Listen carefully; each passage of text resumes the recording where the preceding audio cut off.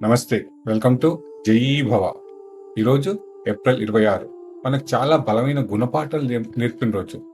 1986లో చెర్నోబిల్‌లో ఒక పెద్ద అణు ప్రమాదం జరిగింది.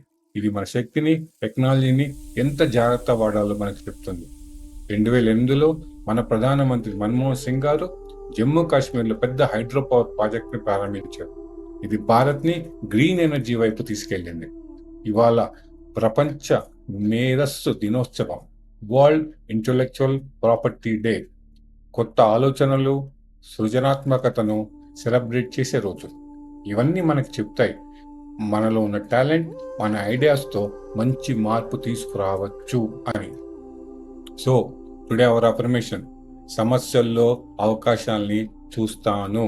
నా ఆలోచనలు నన్ను నా విజయానికి మరింత చేరువ చేస్తాయి. మెసేజ్ మీకు కనెక్ట్ అయితే లైక్, షేర్ అండ్ ఫాలో విజయీ భవ ఛానల్. అందరం కలిసి ముందడిగేద్దాం, ఇంకెంతో సాధిద్దాం. Thank you. Stay connect.